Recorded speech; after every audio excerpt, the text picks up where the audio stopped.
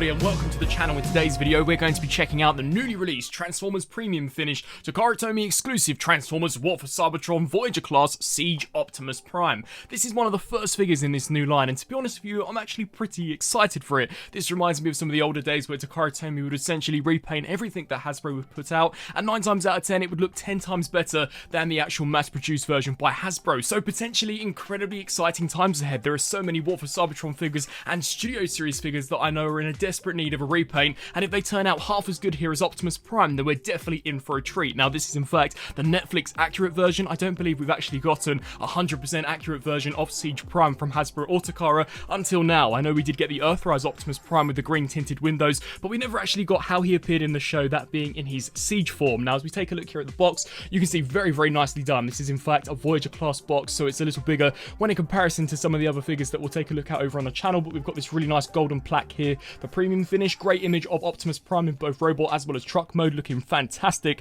with some of those new altercations. As we turn our attention here to the side, we've got Prime slaying a Seeker. As we take a look here towards the back, we've got him here in some really heroic poses, and then of course this side once again has an up close image of the figure. So without further ado, let's crack this open and see what Takara have in store for us. And so here we have the new premium finish Netflix Siege Optimus Prime cracked open and out of the packaging. And yes, if you guys are after the most accurate version of this figure as he appeared in the War for Cybertron trilogy, then this is definitely the release for you. But of course, if you picked up any of the previous versions of Siege Optimus, then you'll know exactly what to expect, as the mold is completely unchanged despite this guy having a ton of battle damage. It's all just paint, it's all just tampos. None of it is in fact actually sculpted in, but then saying that, I don't actually think it really needs to. Now as we bring this guy in here for a closer look and just go over some of the differences when in comparison to some of the older releases, the shade of blue I think they've cast the head out of, as well as the legs, is fantastic. This is really well done, and once again perfectly matches what we actually saw from the show. I also love the blue eyes which are piercing through this grey mouthpiece, and you can see some really nice battle damage detail actually applied there to Prime's eyebrow, as well as certain areas there of the mouthpiece. Now as we turn our attention to the back of Prime's head, once again really nicely detailed, and you can just see the plastic looks really awesome all the way throughout this guy. You'll notice that he definitely does have a premium finish to him, which is of course what you would expect from this line. Now as we take a look at the torso, the battle damage is in fact 100% accurate to the show, so all of these grey detailings that we've got going along the top is accurate. I really like the cracks that we've got going on here. And as we turn our attention here to the actual windscreen, this was the area which I will be honest and say was probably the major selling point for me, as of course we never actually got the Siege Prime with the green windows, despite that being the look that we actually saw from the War for Cybertron trilogy. And I think Takara did a fantastic job, so you truly are able to appreciate some of those cybernetic details that we've actually got going on beneath the windscreen. And of course we've got some really nice white details just to give you the impression that that is indeed cracked. You can see here for the torso region, once more we've got some nice tarnished effect, really nice grating detailing going along the side, of course, to give you the impression that this part of Prime's torso has indeed endured some damage. And as we just spin our attention down to the lower section, once again you can see various different cracks, as well as some really nice looking yellow paint apps. Turning our attention to the top of Prime's shoulders, it's really awesome to see these smokestacks actually singed, to give you the impression that of course Prime has been dashing his way through Cybertron and really has been smoking these pipes out. You can see there a really nice fade going on towards the top, and as we just spin our attention down to the forearms, once more there's some nice battle damage going on, as well as some really nice fists cast out of blue. And then of course if we just spin our attention to the thighs, you can see a really heavy dark wash, which once again is in fact accurate to the show. And then as we turn our attention to the lower section, I really love the shade of blue. This looks absolutely fantastic. You can see how we've got some nice silver detailings going on here for the shins, as well as some nice dings and dangs here to the actual paint. And then as we just flip our attention to the back of the Prime, once more we've got some really awesome battle damage, such as some nice black gashes here, as well as this singed effect going on for the top. We'll very quickly go through articulation. So Optimus of course has got a ball joint here at the head, can look up and down, side to side, rotate left to right, full 360 here at the shoulder, hinge joint out to the sides, full rotation here at the bicep, 90-degree bend there at the elbow, full wrist rotation, as well as a full waist rotation. Legs can kick forwards that far,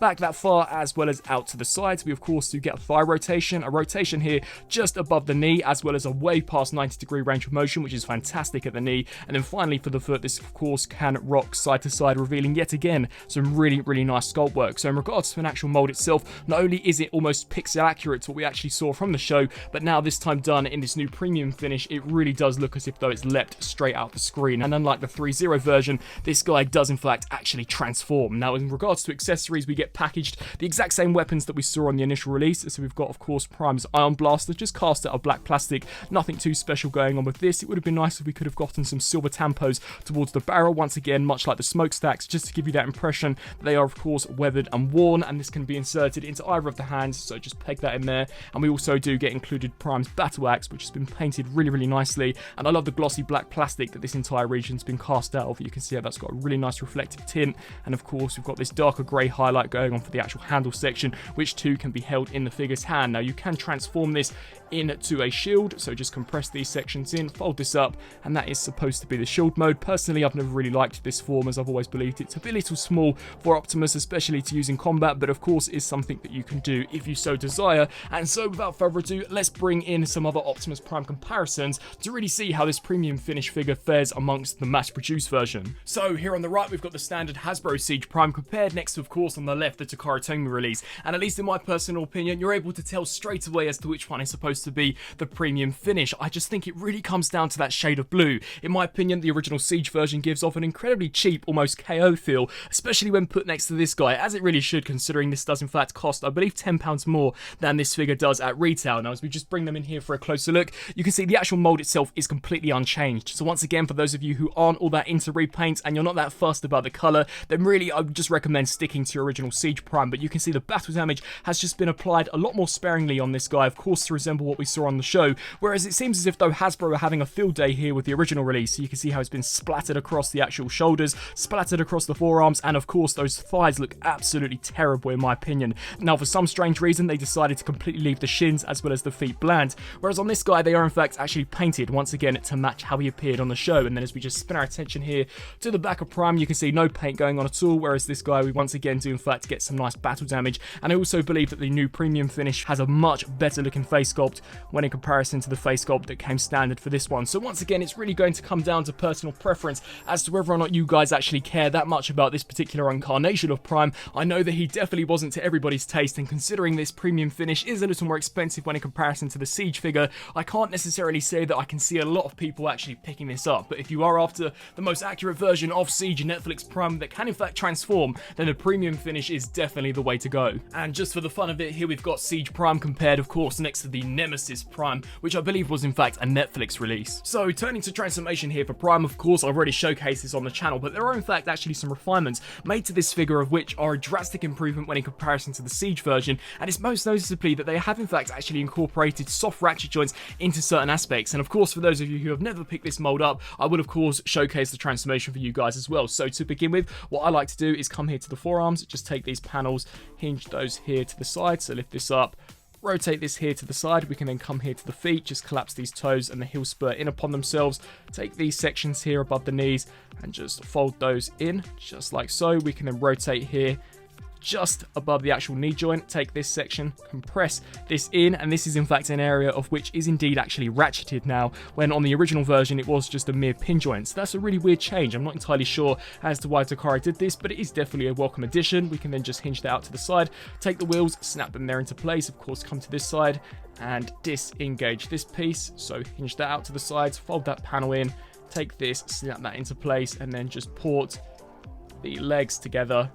just like so. We can then take this backpack region, hinge this out, fold these two panels out to the side, and then fold out this middle panel. We can then rotate this section around so that the front is now facing the back. Spin your attention here now to the top. You're going to want to grab the thighs and essentially just try your best to in fact actually unlock this skirt belt from the center section of where the hips are. So just disengage this, hinge this section all the way up. We can then get in there and in fact actually pry these wheels out.